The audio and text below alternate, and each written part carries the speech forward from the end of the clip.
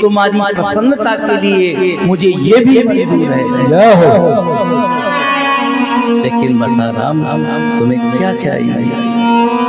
भगवान श्री राम ने माता कैकेयी के चरणों को पकड़ते हुए कहा कि हे माता, एक समय ऐसा आएगा मेरे राज्य अभिषेक का, उस समय पिताजी से आपको मेरे लिए 14 वर्षों का वनवास मांगना होगा। हे माता, मेरे लिए 14 वर्षों का वनवास मांगना होगा। और हे माता, ये कार्य आप ही कर सकती हैं, क्योंकि पिताजी के पास देवासुर संग्राम के 2 वचन धरोहर रूप में हैं। उन 2 वचनों में एक वचन आपको राम के लिए 14 वर्षों के वनवास के लिए मांगना होगा। ये सुनते ही माता कैकेयी धड़ाम से पृथ्वी पर गिर गई और बोली, नहीं नहीं राम, नहीं नहीं नहीं मेरे राम, नहीं। ये आज तुमने मुझसे कौन सा वर मांग लिया? चाहे दुनिया के लोग अपनी बेटी का नाम कैकेयी नहीं रखे, इसकी परवाह नहीं। चाहे दुनिया में मेरा अपयश हो जाए, घर घर में मेरी निंदा और बुराई हो, और कदाचित मुझे वेदक के कारण भी मंजूर हो सकता था, लेकिन मेरा राम 14 वर्षों के लिए मेरी आंखों से दूर हो जाए, ये मैं सहन नहीं कर सकती।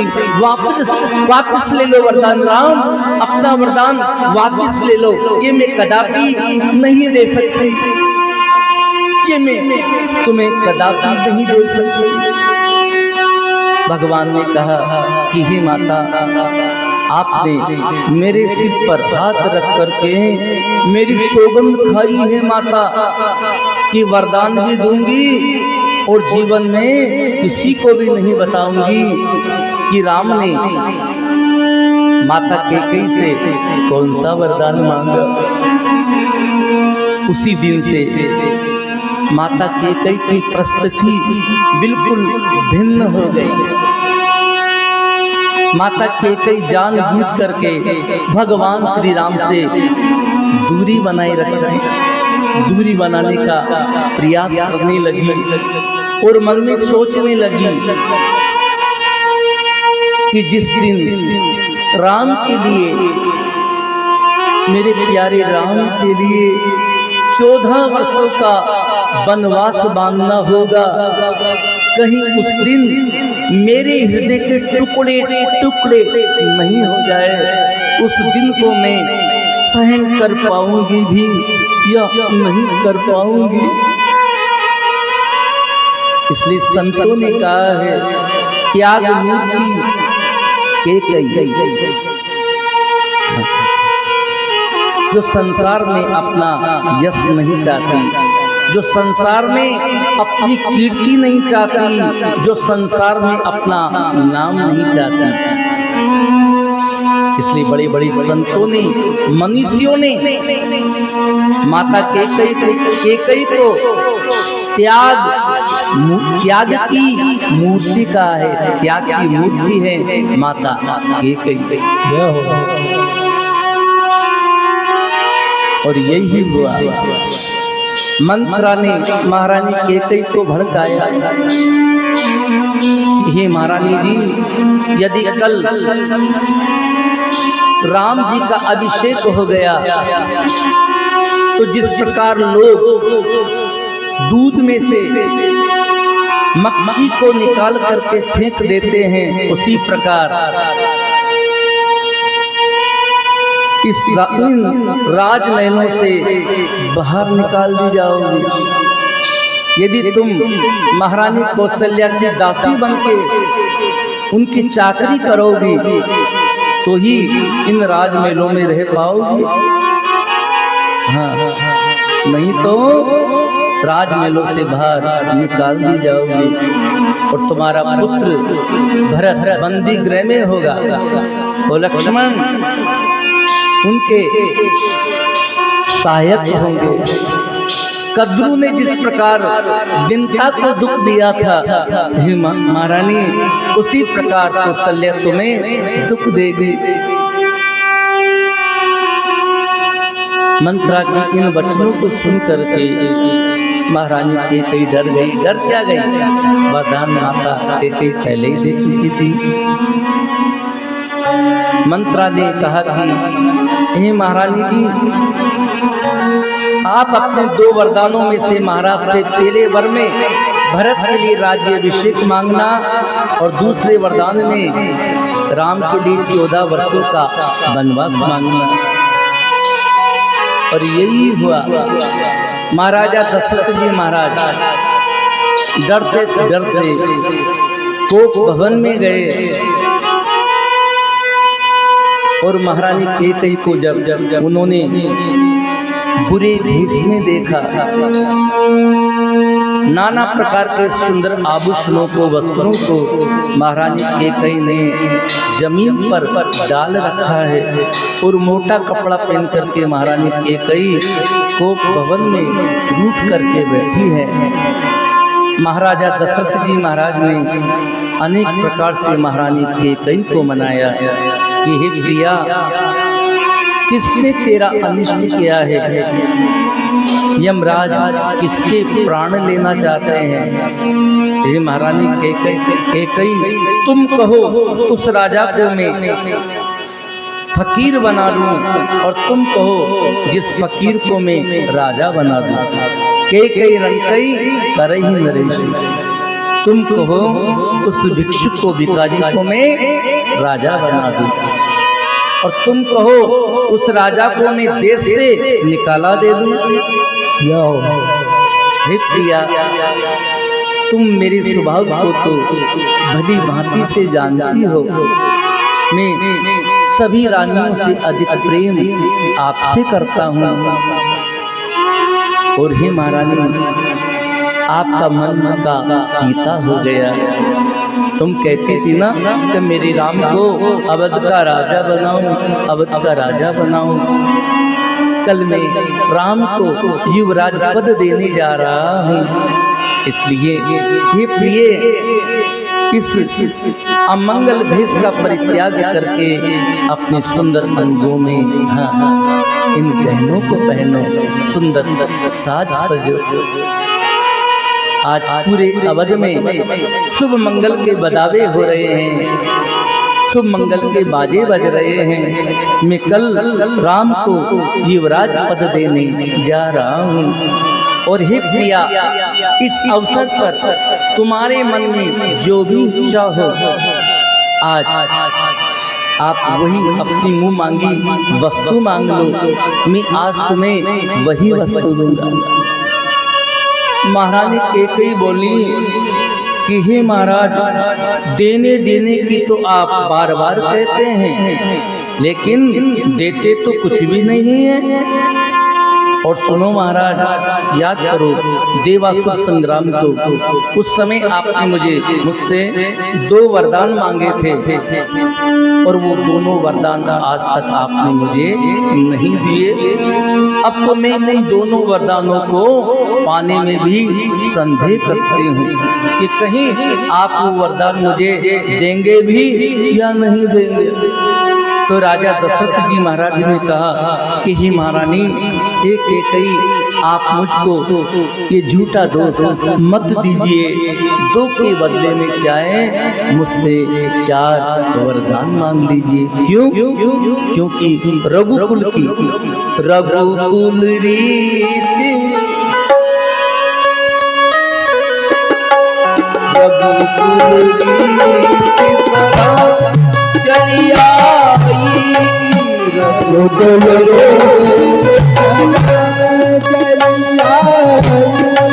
प्राण जाई बचन न जाई, प्राण जाई प्राण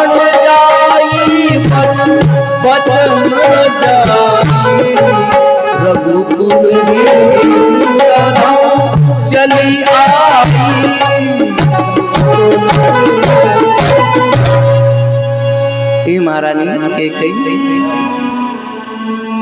इस रघुकुल की सदियों से ऐसी सुहावनी रीति चली आई है कि रघुवंशी वीरों के भले प्राण क्यों नहीं चले जाएं, लेकिन रघुवंशी क्षत्रिय कभी अपने वचनों से नहीं मुकरते रानी जी।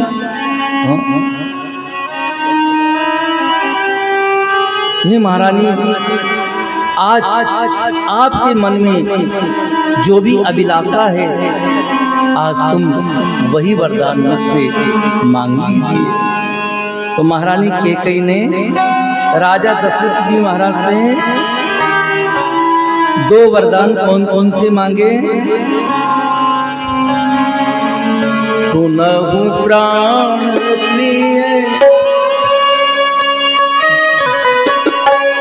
सुनहु प्राण प्रिय भगवती के, सुनहु प्राण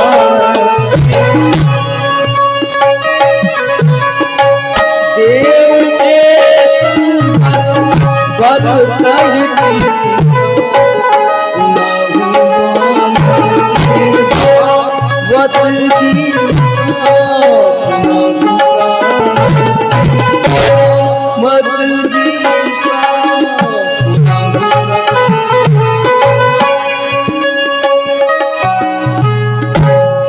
सुनहु प्राण प्रिय भावत जी का, और देव एक वर भरतहि दीता।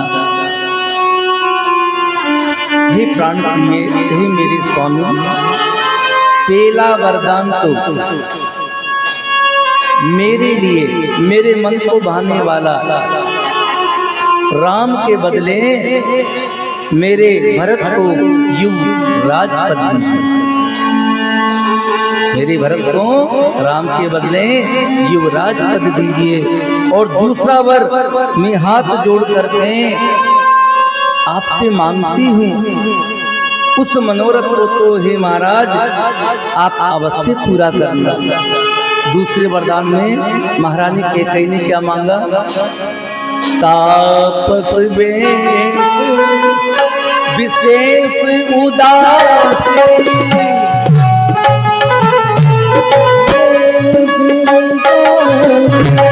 तापस बेश विशेष उदासी,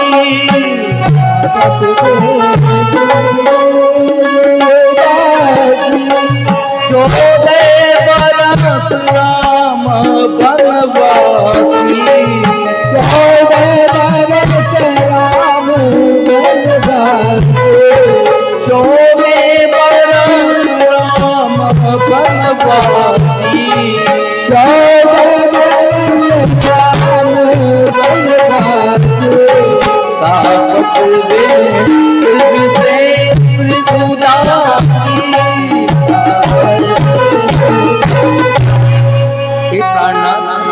राम तपस्वियों के वेश में विशेष उदासीन भाव से अयोध्या धाम को छोड़कर, राज्य कुटुंब को छोड़ करके 14 वर्षों तक वन में निवास करे। 14 वर्षों तक राम वन में निवास करें। आप राम को 14 वर्षों का वनवास दीजिए।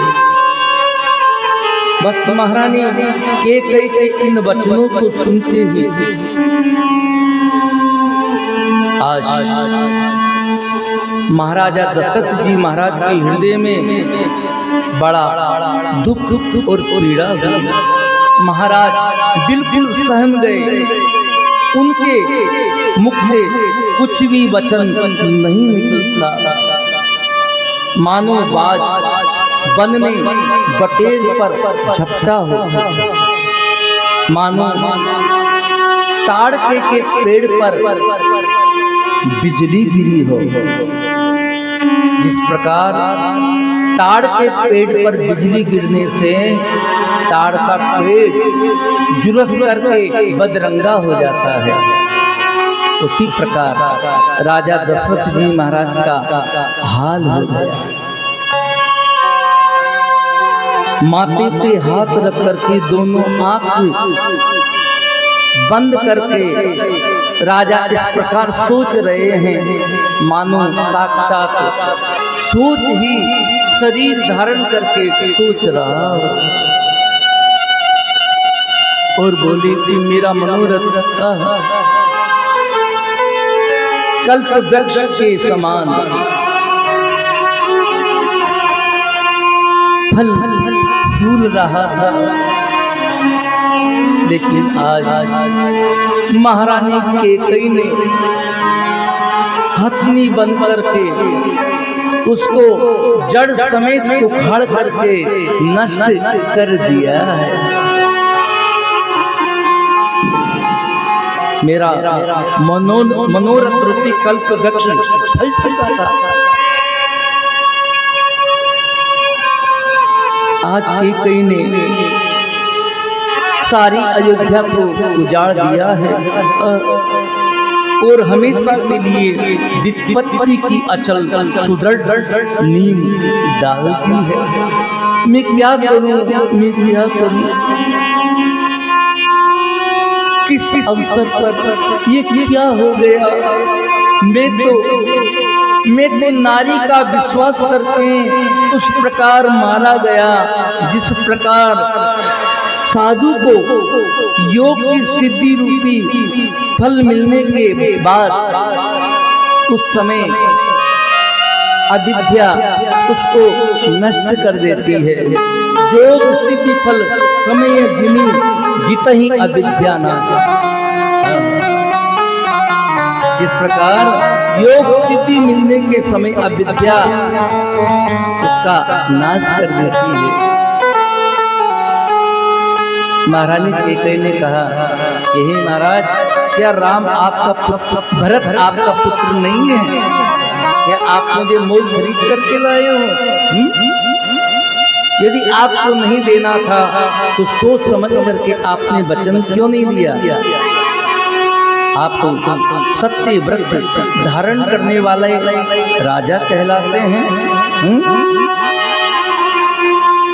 या तो हाँ कीजिए या ना कीजिए, संसार में अपयश ले लीजिए। और सुनो महाराज, राजा शिवी, राजा दधीच और राजा बलि ने जो भी अपने मुख से वचन कहा, उन्होंने शरीर और धन को त्याग करके भी अपने प्रण को निभाया। राजा दशरथ जी महाराज ने कहा कि हे महारानी कैकेयी, मोरी भरत राम दू आंखी। हे रानी, राम और भरत ये तो दोनों मेरी आंखें हैं। हे महारानी, राम और भरत ने मेरे लिए कोई भेद नहीं है। ये तो दोनों मेरी आंखें हैं। राम ज्येष्ठ पुत्र है और भरत अनुज है, इसलिए मैं छोटा और बड़ा जान करके राजनीति का पालन कर रहा था। मैं राम को युवराज पद देने जा रहा था, लेकिन हे महारानी, मैं अवश्य सवेरे होते ही दूत को तुम्हारी पियर में भेजूंगा और भरत शत्रुघ्न दोनों भाइयों को बुला करके शुभ मुहूर्त सोधवा करके और डंका बजा करके मैं भरत का राज्य अभिषेक अवश्य कर दूंगा। हे महारानी, मेरे राम को राज्य का लोभ नहीं है।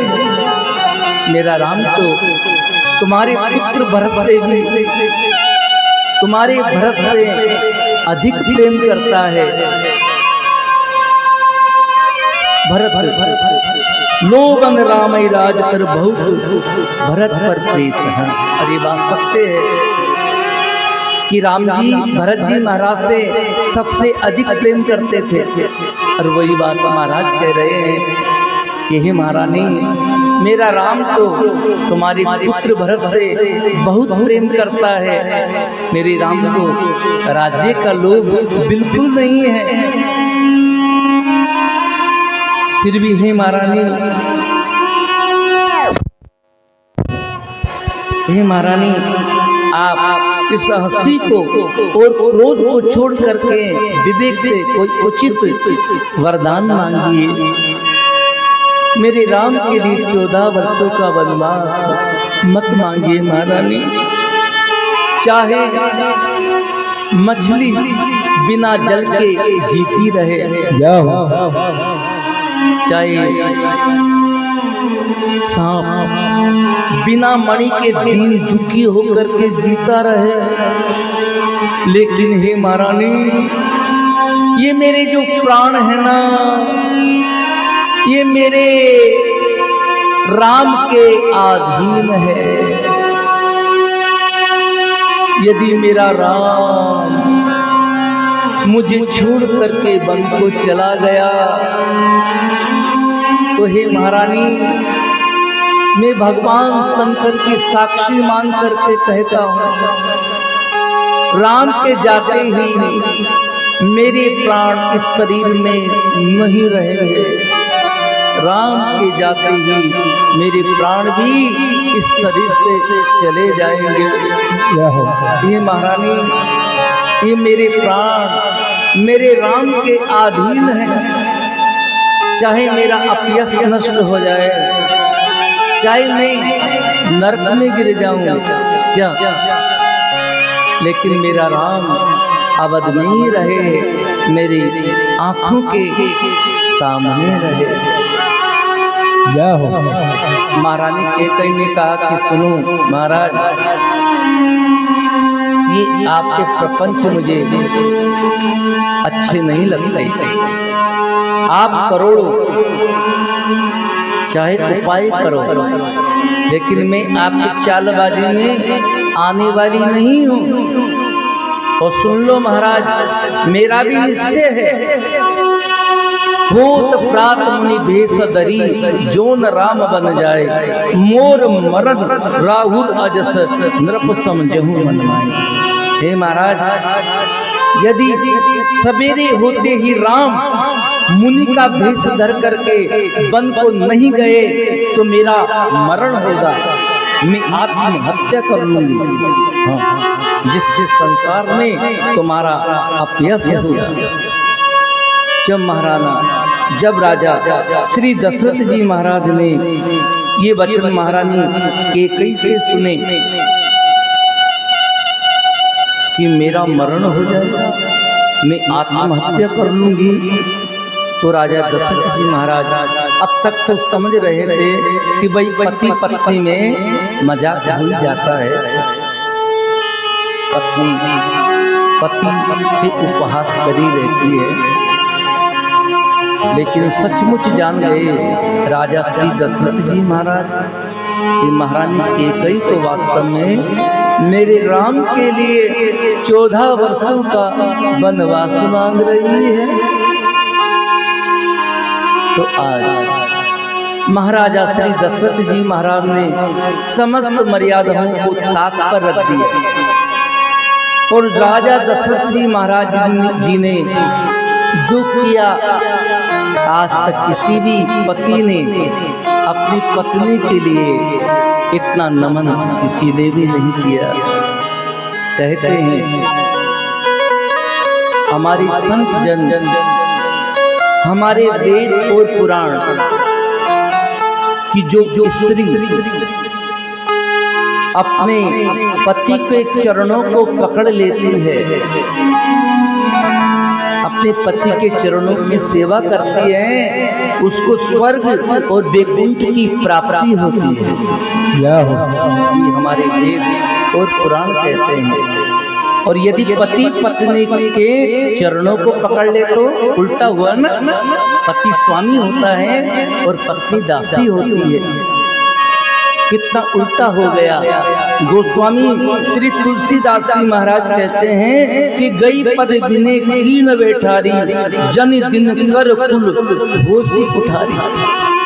तुरंत ही राजा श्री दशरथ जी महाराज ने महारानी कैकेयी के चरणों को पकड़ लिया, चरणों में गिर गए महाराज और बोले कि हे महारानी, मैं आपसे विनती करता हूँ कि तुम सूर्य कुल के लिए, इस सूर्य रूपी वन के लिए कुलाड़ी मत बनो। हे महारानी, यदि तुम मेरा मस्तक भी मांगोगी, चाहे तुम मेरा मस्तक मांग लो, मैं इसी क्षण मेरा मस्तक काट करके तुम्हारे चरणों में रख दूंगा। देव मात अब ही देव तोई, राम बिरह जनी मारे से मोई। देखो लिखा है, मांग मात अब ही देहु तोई, मांग मात अब ही देहु तोई, मांग मात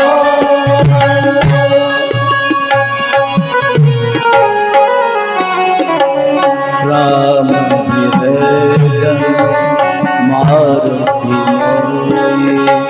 मांग मात अब ही देहु तोई, मांग मात राम बिरह मारती। हे महारानी, चाहे तुम मेरा मस्तक मांग लो, मैं इसी क्षण इस कृपाण से अपना मस्तक काट करके तुम्हें दे दूंगा। लेकिन हे महारानी, मेरे राम के बिरे में तुम मेरे को मत मारो महारानी, मेरे राम के बिरे में मेरे को मत मारो। हे भीरू, मुझ पर दया करो, मुझ पर दया करो, मेरे राम को वन में जाने से रोक लो महारानी।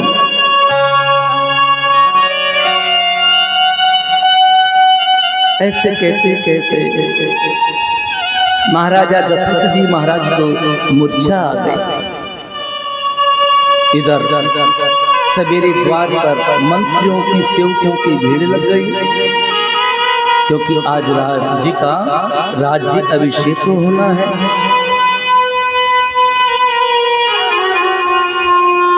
अवध भर के लोग परस्पर विचार करने लगे कि हमारे महाराज तो हमेशा 4 बजे ब्रह्म मुहूर्त में जग जाते हैं, लेकिन सूर्य का उदय हो गया और अब तक महाराज क्यों नहीं जगे।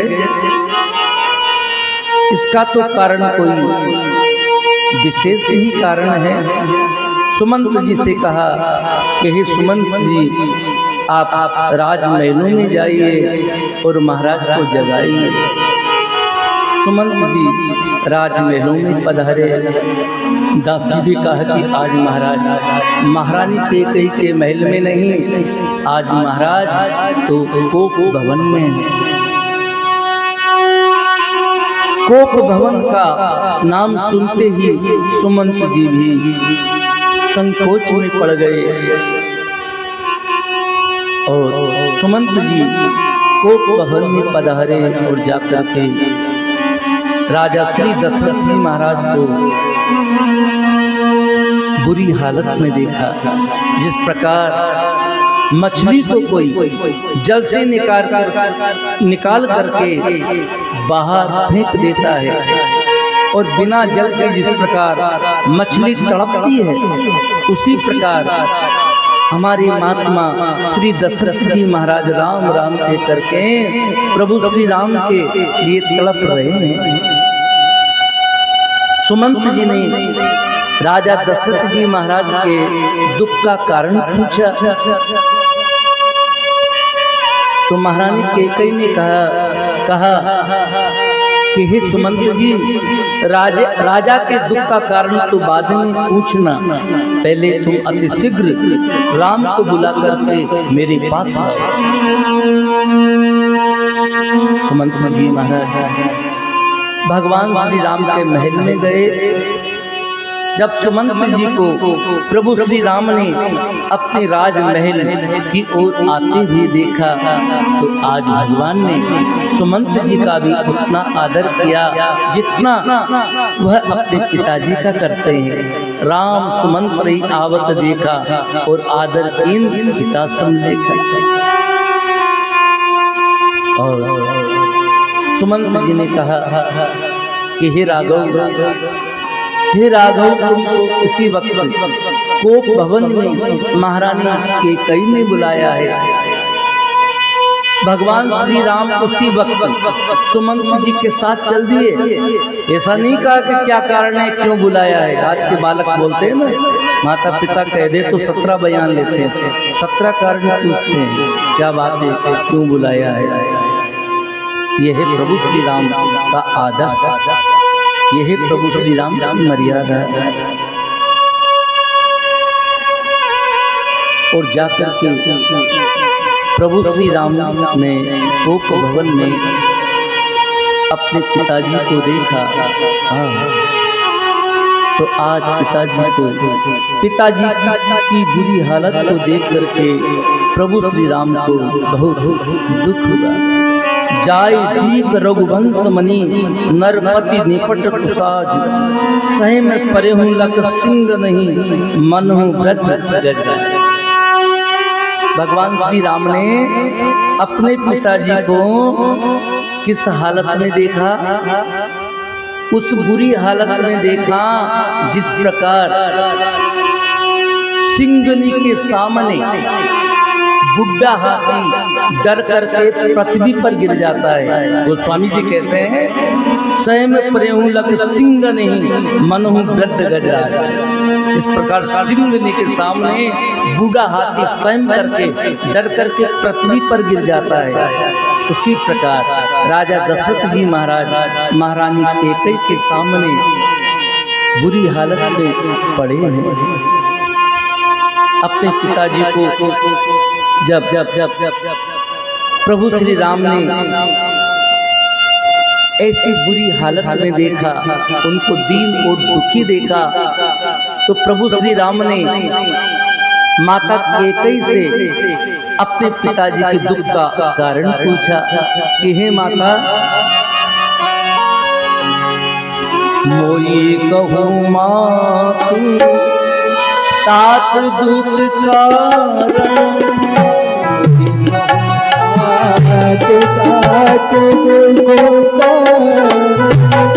करई अतन जई होई बारन,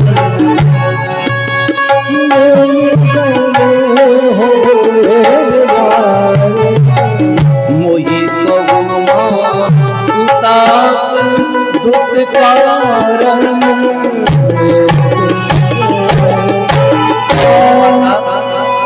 आप मुझसे मेरे पिताजी का दुख का कारण कहिए माता, जिससे मैं पिताजी के दुख का निवारण कर सकूं। माता कैकेयी ने कहा कि हे राम, तुम्हारे पिताजी के दुख का बस एक ही कारण है। सुनहु राम सब कारण ये,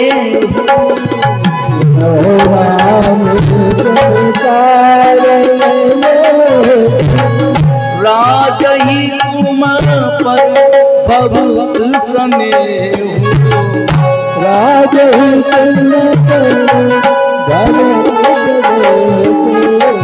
सुनहु राम कारण हे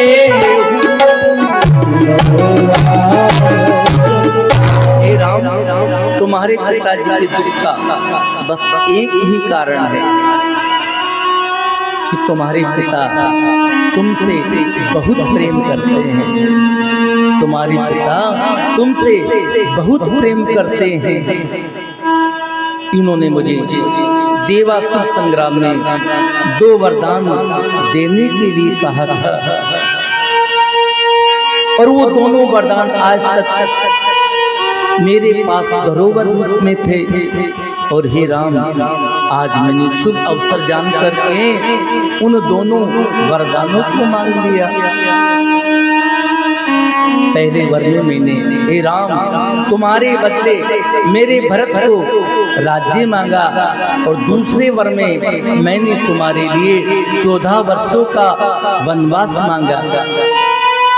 और हे राम, तुमको विरक्त मुनियों के भेष में